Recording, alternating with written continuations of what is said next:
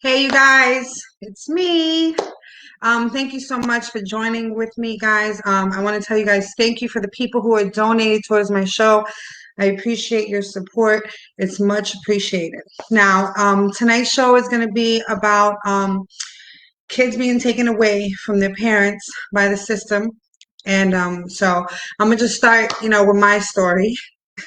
Okay, so with my story, what happened was excuse me, guys, this is one of those heavy situations. Okay, so with my story, what happened was that I left my abuser and I took my daughter and I left.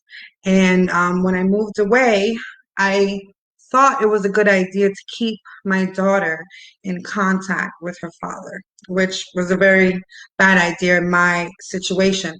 And at the time, when I did that, he used that against me and ended up calling ACS on me, making false claims, saying I was I'm an unfit mother, I'm doing certain type of drugs that I wasn't doing. Um, at the time, I was smoking marijuana, but you know what I mean. That was it.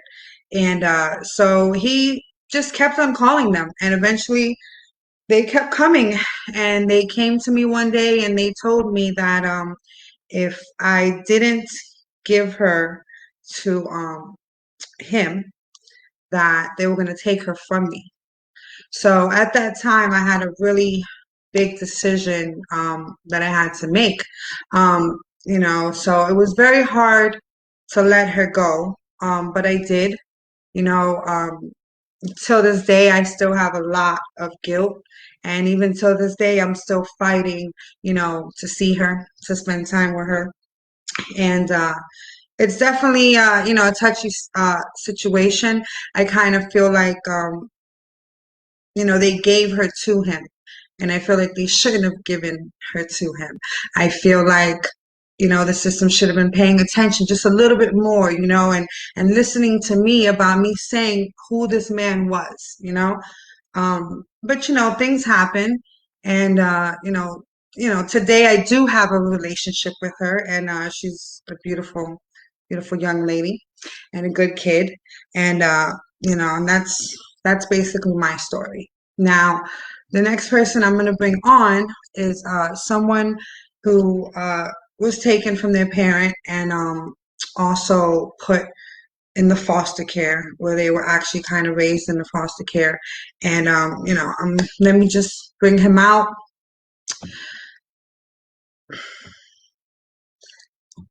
Hi, Hector.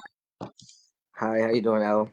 Thank you so much for coming on and telling your story. I know it ain't easy for me because I'm like what is happening, But I really do appreciate you taking your time and tell your story, because some people don't like to tell their story, and by you telling yours might give somebody else courage to tell it. So Yeah, yeah, please.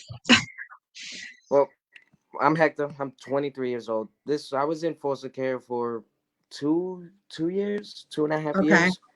Okay. I got taken away because something happened with my mom's ex-husband, my youngest sister's father. Well, my youngest sister from my mom's father. Wait, how old were you, Hector? How old were you? Ah, wow. I don't even know. It was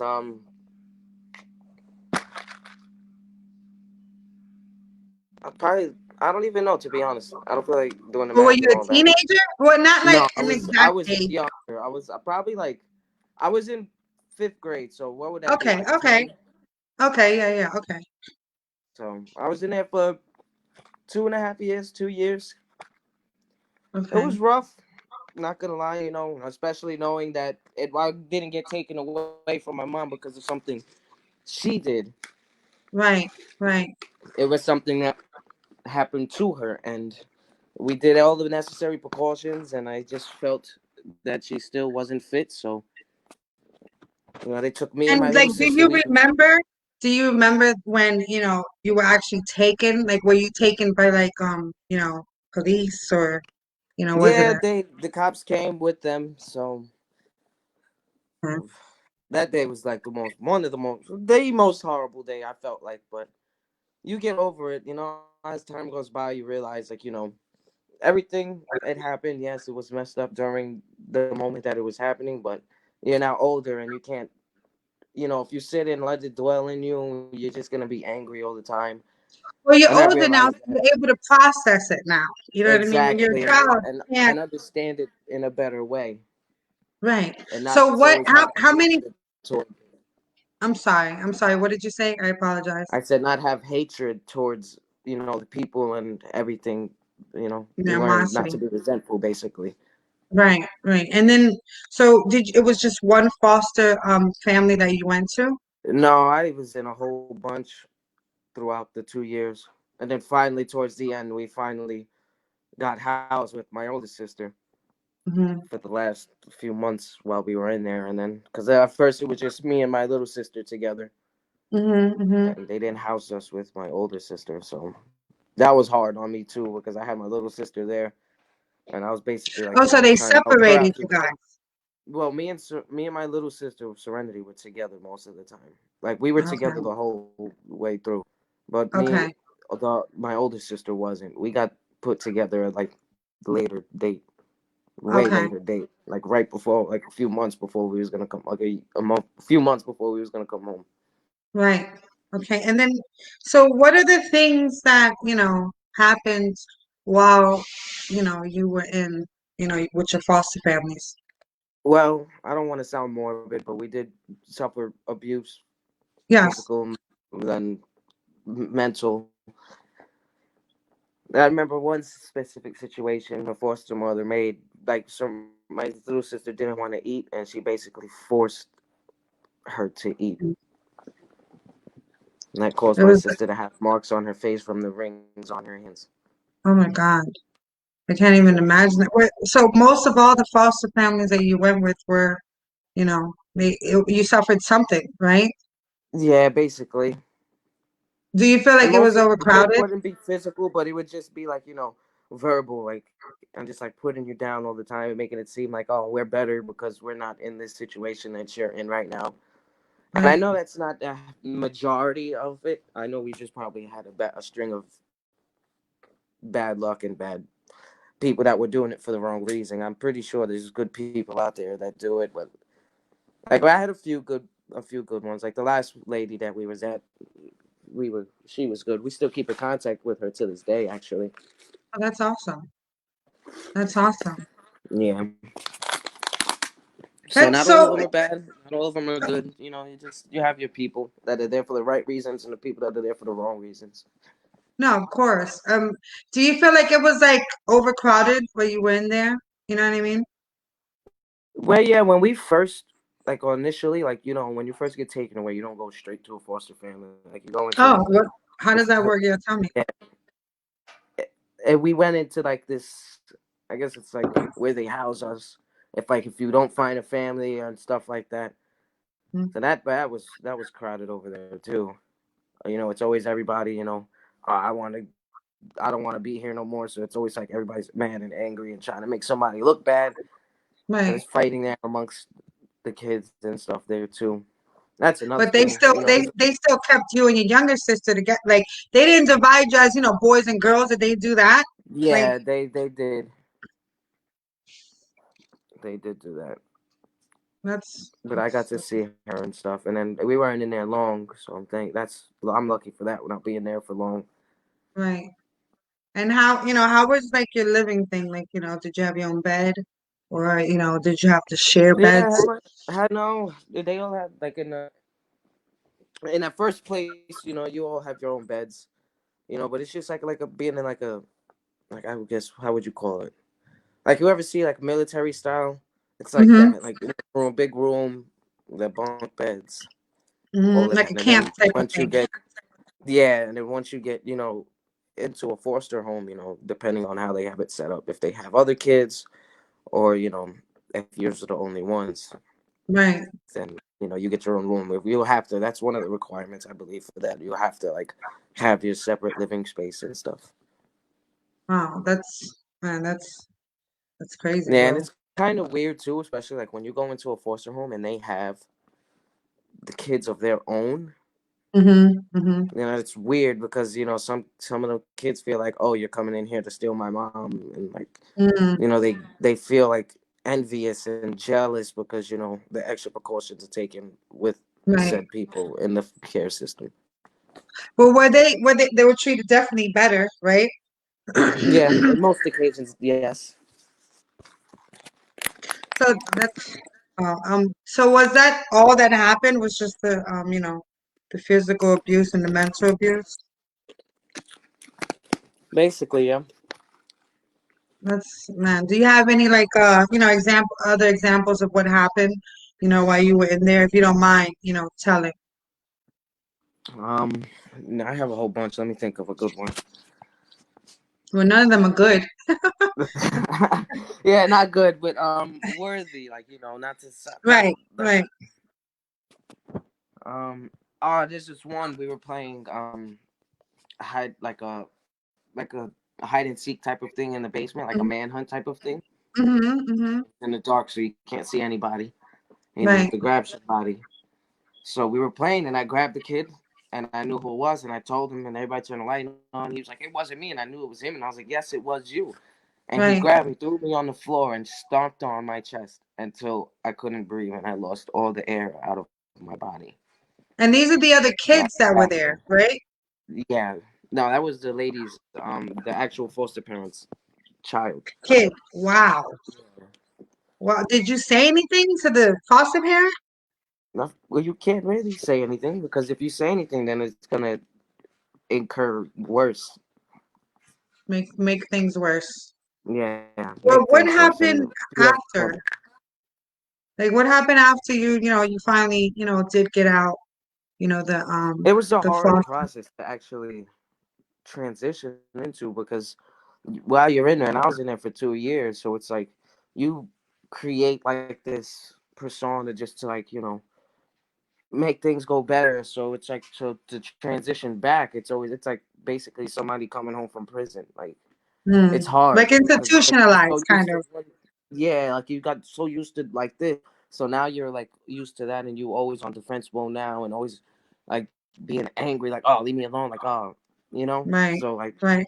everything that you built and made yourself for protection in there, you don't need it when you come home. So it's like it's hard to transition back, and it's like not that don't love my mom. I would love to come home, but it's still like going to school out here. Or when I got out, it was different. You had to learn how to just like you're home. You don't have to Yeah, do that unless you're out in the street.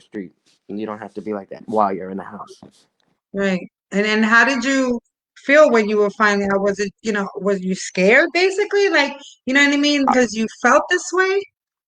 I was I was just like why and it was just like I was always angry when I came home. Always wanted to like fight, go out there and fight because I'm still was so used to that. So and it took me a long time actually to realize and actually calm down. I still have my moments nowadays, but Mhm. it's That's all good. learning. Nothing happens overnight. Of And just course. because it happened this many years ago doesn't mean that you don't still have that trauma inside of you and brewing and all that stuff. Right. Do Because you most ever of the think, time you try to suppress it, what do you mean? like you hide it and try to be like, I'm okay, I'm okay, I'm okay. Oh, suppress it. You But said suppress it. yeah, Yeah, that trust me, it makes sense. With me, when I had to let my daughter go, you know what I mean? It hurt. You know what I mean? I can't yeah. imagine how she felt, you know what I mean? But I know for me, it hurt, and it was definitely something that, weighed on me for a very long time. Even now that, that I spend time with her, and I Yeah, still, I have this guilt, like, I mean, if I would have not let her go and I would have fought, maybe something, different could have happened, a different outcome. but at the moment that was the best, you know, In and a it way, would be and that's the better for crazy me with thing. her father than in the system, because if she would have Yes, went into the system and it was still ongoing, she would have had to it, go through it could have everything. been worse. You're right. You're Exactly. totally right. You're totally right. And the crazy thing is that sometimes I just feel like it was. the best time for her to go. You know what I mean? I Yeah, know, not trying to be selfish or nothing because at the same time, I wasn't right in my head in a way. You know what I mean? I had just left her father, my abuser that I was with for more than 3 years. And, I mean, I didn't know nothing because just like you being in the foster care, I was like institutionalized. So now yeah, I'm free, you know what I mean? And things are like, ooh, you know what I mean? I didn't even know yep. how to act, you know what I'm saying? So I definitely understand, well, I mean from a parent perspective, And so okay, so what are you doing now, How are you doing now? I'm all right. I'm working, almost semi partner in a tree business, you could say. Okay, that's good. Yeah. Yeah. Making money. Some not now. It's winter time. Oh, well, you win some, you lose some, but you live Yeah, to fight yep, another day, okay? yeah. That's the Okay. fact. I was talking to the cab driver yesterday. I said, he's like, "How you doing today?" I'm like, "I've had better days, but I'm alright. I'm breathing. I'm living. I get to go home and sleep in a bed." He's like, Amen, bro. Amen. And "Yep, I mean, that's people got, you gotta be happy with what you have. You know what I mean? Like, exactly." you gotta be happy. I just want to tell you thank you. Thank you so much, Hector, for coming on my Anytime, show and telling your anytime. story. You know what I mean? I love you, bro. Okay? And be Love you, safe, love. all right? I All stay right, in the bye, house. honey. You know that. Bye. You know that COVID, wear your mask. Yeah, I stay in the house. Okay. All right, I love you, Bye. bro. Be safe, all right? Love Thank you. you. Thank you so much. You All as right. well. Bye. Right. Hey guys. So that was Hector. I'm so glad that he was able to come in and tell his story. I know it wasn't easy for him, just like it wasn't easy for me. So now my next guest is a social worker, and I'm really happy to have her on. Her name is Amanda Corbin. Let me just bring her on, guys. Hi, Amanda. Hey, how are you? I'm good. I'm good. How are you? I'm good. I was humbled to I it's always a privilege to hear someone's story. So Yes. it was Yes. just nice to sit and be attending with you and Hector. So Thank you. Thank you so much. It's not easy. You know what I mean? Like, I feel like the more I tell my story, the more kind of easier, it gets, and kind of takes a little weight off, yep, If it's going to help somebody, why not? 100%. Yeah. Right. So, yes. So, please, Amanda, you are a social worker, right? Yep. And then you want to tell my viewers what is it that, you do? Yeah. So I think when people hear the term social worker, they automatically default to gosh, the worst classic is, oh, you take kids away. Like, actually, I've never done that. Um, I I've been in social services for 20 years. Like, I've worked at the YMCA and Big Brothers Big Sisters, and I've done private counseling. So that's when I talk about being a social worker. I've done community based work, Okay. um, and when I meet someone who has a need, like any social worker watching this, it's in our blood. So Mhm. whether I'm on the clock or not, I help meet that need. Like, it's Right, just right, right. a thing. So that's what I do. So, in helping teens and in working with the youth throughout the organizations, and I've done adults as well, which has been interesting, kind of from older than you and Hector, but I've Okay. served homeless and mentally ill in housing organizations, and it's fascinating to see the long term, that just trauma unresolved never goes away. Time doesn't take away trauma, Yeah, it doesn't. like healing does, but like time doesn't mean nothing. It Right. just makes our Time code. just keeps on ticking.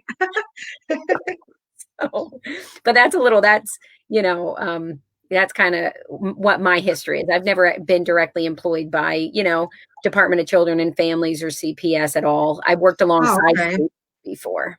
Okay, so alongside cases, what do you mean by that? Just like counseling them? So so that's a great. I've been the accountable party for Mhm. individuals who tested positive with Okay, narcotics and they needed a daily check.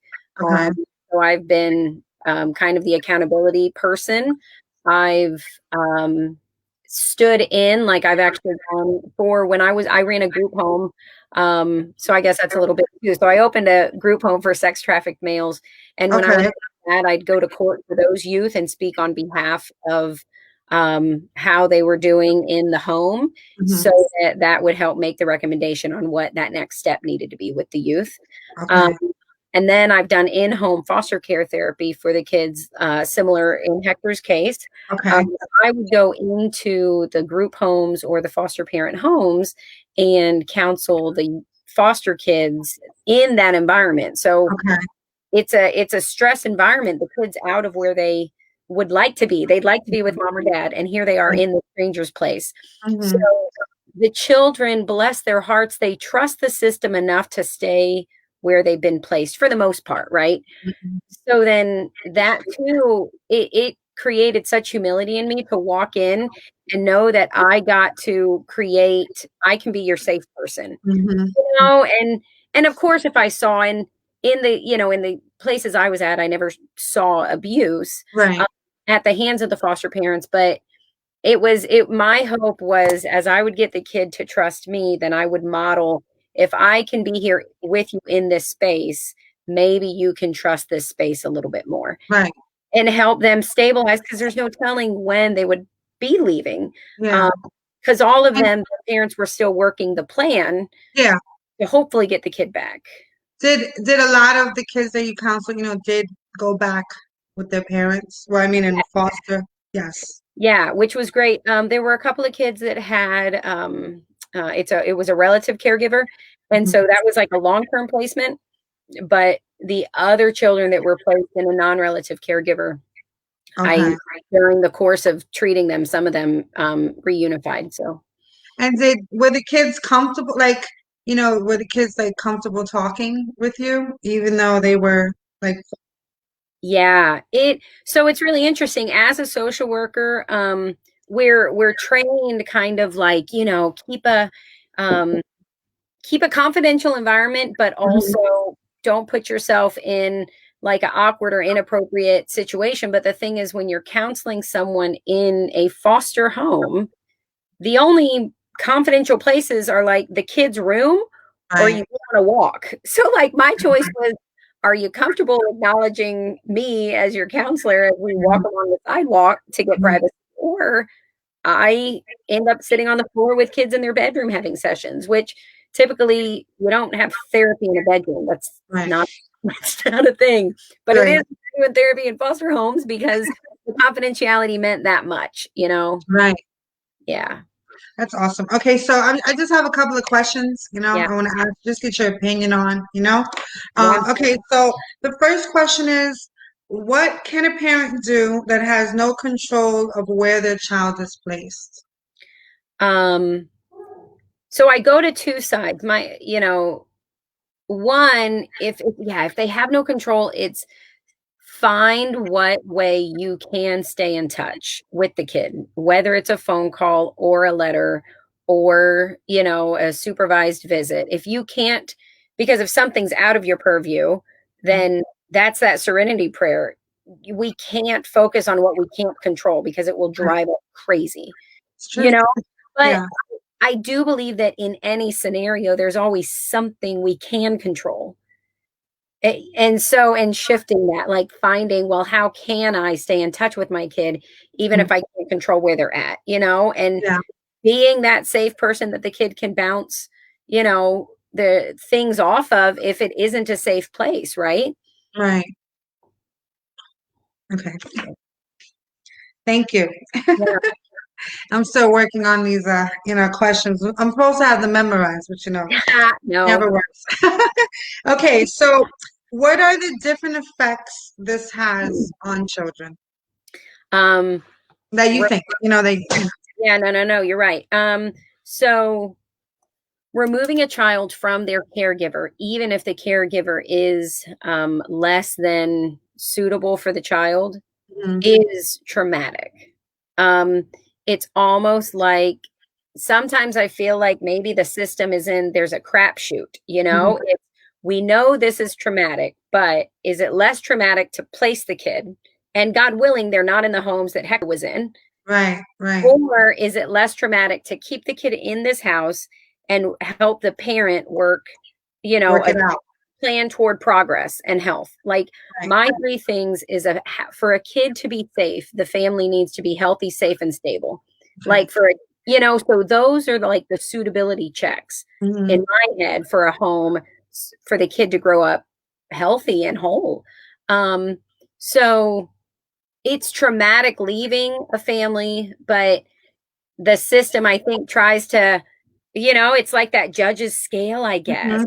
Like And balance it out, basically. yeah, yeah. So it traumatically for the children, they leave their parent always keeping contact unless the parent, it's always letting the kid stay in control is what my approach would be. Okay. So if a parent loses the kid, the parent needs to put their own, because typically, if a parent is in the system, the parent also has their form of trauma that carries, because we all walk with trauma. The thing Right. is, when trauma happens to our kids, often our old trauma brain turns on. Well, now I'm thinking for me, I'm not thinking for what's best for my kid. Right. So Okay. then my feelings are hurt that my kid got taken away, and now I'm not emailing the kid or calling the kid because I don't like that foster mom. I'm Right. jealous of her. Instead of going on my jealousy because the kid needs me to constantly contact. And Right. in your case, like that's hard because it's like I gotta freaking call my abuser. Yeah, no, with me, he really kind of shut me out. It was more like he wanted me to go with him. You know what I mean? That was Yeah. the whole plan along, but I was not going to go back with him. I just Yep. wasn't. Yep. So, those things. So the parent, to minimize the trauma on the kid is stay in touch however best you can. Find Right. ways to stay in touch. If you're no longer in contact with the child or, Mhm. but can you still send birthday cards? Can you Right. still, what I would never want to hear again is I once had a child tell me that song "Say Something" reminds Say them of "Say something, Something," and now I'm giving, yeah. you reminds them of their relationship with their parent. Oh, Yep. that's So for parents, you don't want to set that void up in your kid. let your kid think you gave up on them, basically. Yeah. Yeah. So no matter how exhausting it is, Mm-hmm. push through that. That's as far as the trauma of what the kids will experience. That sense of abandonment, the sense of rejection, the sense of emotional neglect, the sense of confusion. You tell me I'm safer here, but I don't know, even if it's a safe foster home, Right. Right. Right. but these people don't know me. I'm being placed into a new environment. And if it's a foster home, you have to learn the new family system. Mm-hmm. Everybody's got their quirks, you Mm-hmm. know. So that's, those are the things to consider for kiddos. And then something to recognize about group homes, group homes are not ideal. The ideal would be have millions of trauma informed, Mm-hmm. trained foster homes. And Right. then you can keep sibling groups together. You've got a trained mom and dad with Mhm. no other children in the home to disrupt the, order. Especially with children with trauma because they need that extra attention. Yeah. And then, so that's the ideal, the difficulty because we don't have enough healthy, safe, stable foster homes. We've Mhm. got group homes. Well, what Right. happens when you put a match beside another mat? Burns. It just, the Yeah, flame. it ignites. So trauma triggers trauma. And so you've got all these kids, they can't, I mean, it takes a therapeutic group home because Mhm. your ratio is lower. You've got enough staff to keep the Right. kids still, but otherwise, all these kids have their own internal homeostatic balance that they're trying to balance off of with new kids coming in and they're trying to figure out their triggers, but now you're triggered and I mean, Right. they might There's a not whole lot of personalities. yes. I'm like, it might not even be bad intended. It's just Yeah. bad juju. Juju, I like that one. Okay, so all right. So the last question is, does therapy help? And if not, what are other options that, a child or, in some cases, victims can take to get help Yes. with their So, does therapy help both kids or parents? Like either question? Mhm. Okay. Both. And I hugely believe in therapy, obviously, because otherwise I wouldn't be a therapist. A therapy absolutely helps. Good therapy starts where the client's at. So, and I don't know so much. I'm not going to use Hector as an example because I didn't get his permission to, Right. But in the case of a child who, they were abused at home, they were placed in foster care, they ran away, they were exposed to drugs, while homeless, they, engaged in survival sex, and then were brought into foster care system. So now you got layers of trauma, right? But as a therapist, a good therapist lets the client lead because it's kind of what's the most painful, or what's that one thing Right. that's your barrier right now. Right. Because it might not be sex on the street to dope. It might be, getting slapped across the face by your stepdad. Right. Okay. Well, then for some reason, let's talk about getting slapped. Like whatever. And so working through the trauma, one trauma at a time, like I have this exercise, and I have people imagine like a big bookshelf, right? Mhm. These layers of bookshelf, these rows, and on each row there's a bunch of paint cans. Okay. So every shelf has these paint cans, and on the paint can, you have the freedom to label the paint can any trauma, any feeling, anything that keeps you stuck in life. Okay. So if you think of all these different paint cans, no one chooses to paint like by getting a huge bowl and pouring 4 different paint colors together. Right. Because it makes that ugly mint muddy brown color. Right. Right. But that's how we try and fix ourselves, is we Put look it at all everything at together. one time, Right. Okay. And Yes. so it's compartmentalizing is a technique when you're flooded with trauma. Mhm.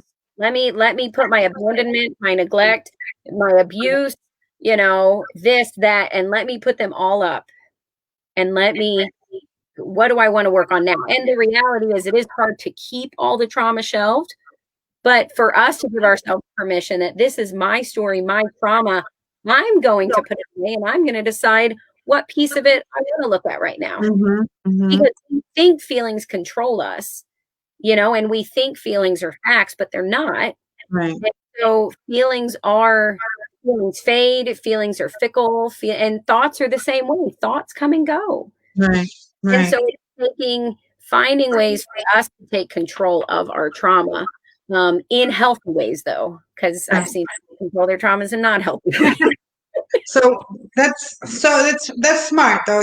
Tackle each one by one. You can't put them all together. Yeah. And like, maybe what was the first one? What do you remember the most? Or Right. what was most recent? And because the reality is, as you as you use up the paint in that can, Mhm.